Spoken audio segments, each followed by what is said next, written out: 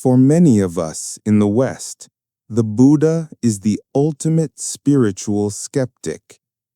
We've heard the stories, how he told his followers not to believe anything just because it's in a holy book, or passed down by tradition, or even because he said it.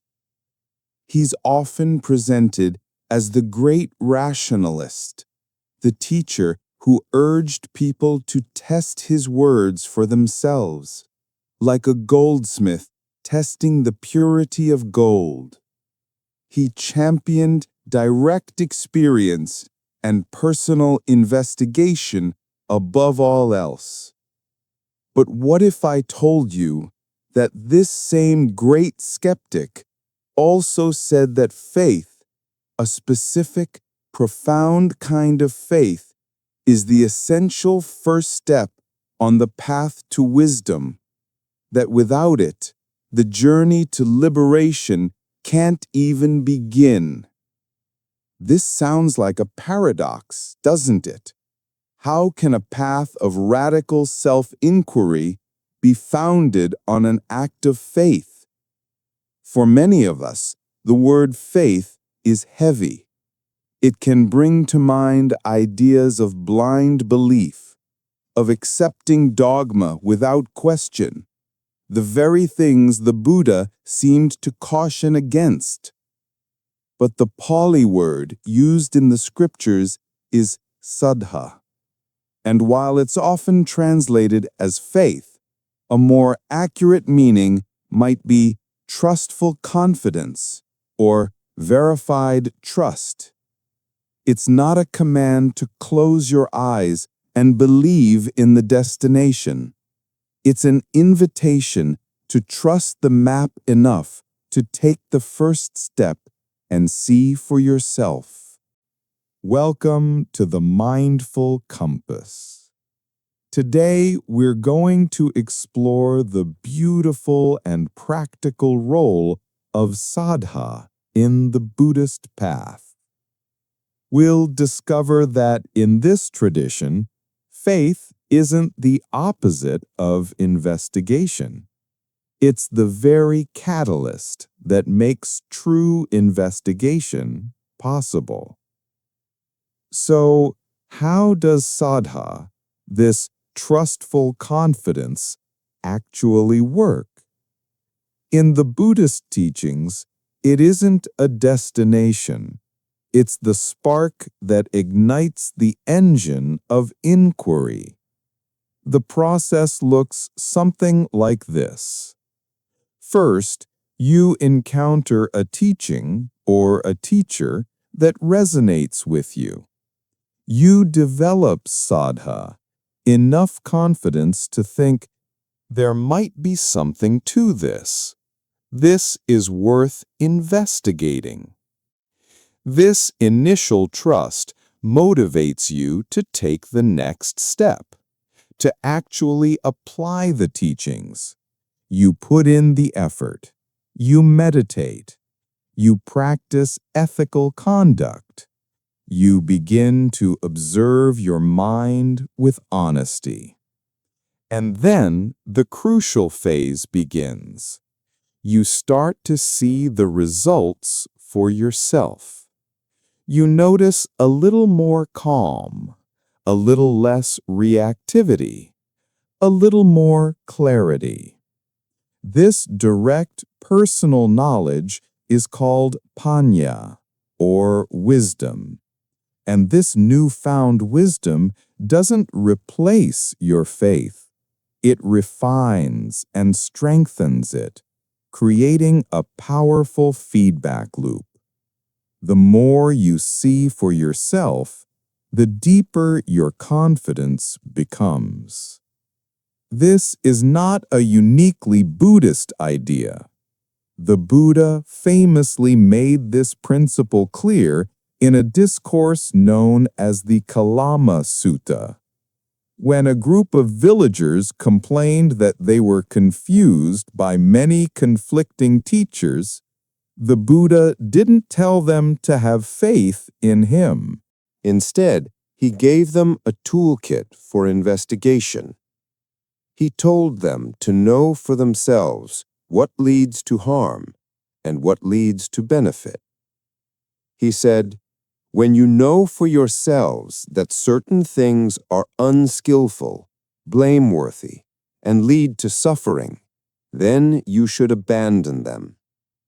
It is the ultimate charter for spiritual free inquiry.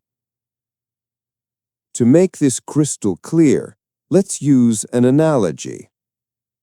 Imagine you're suffering from chronic back pain. You've tried everything. Finally, a friend recommends a brilliant physical therapist. You do some research.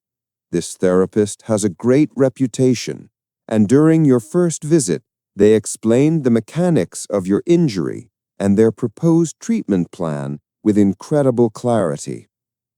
At this point, you're not cured. You do not have blind faith that you will be cured, but you do have saddhā. You have a trustful confidence in the therapist's competence and the logic of their plan.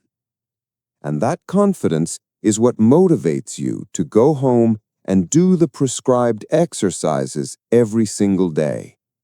It's what gets you on the floor to do those stretches, even when you don't feel like it.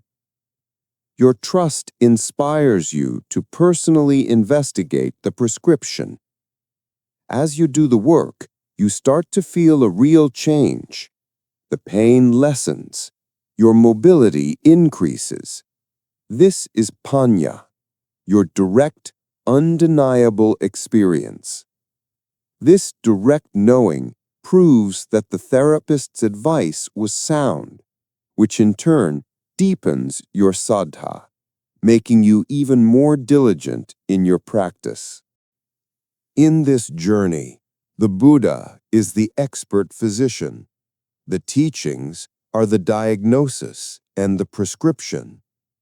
But it is your saddhā, your confidence in the prescription, that provides the energy to undertake the treatment. And it's your own experience of healing that ultimately proves its worth. Faith doesn't end the investigation. It's what gives you the courage to begin it. The truth is, this dynamic relationship between trust and investigation isn't some exotic spiritual formula. You already use saddhā every single day. You practice it every time you decide to learn a new and complex skill. Think about learning to play the guitar. You might be inspired by watching a brilliant musician. That inspiration gives you a flicker of saddhā, a sense that maybe I could do that too. It's not a belief, just a possibility. So you find a teacher or an online course. You have trustful confidence in their method, even though you can't yet play a single note. This saddhā is what convinces you to pick up the instrument. Then comes the investigation. You put in the work. You practice the awkward finger positions and the tedious scales day after day. It's frustrating. It doesn't sound like music yet.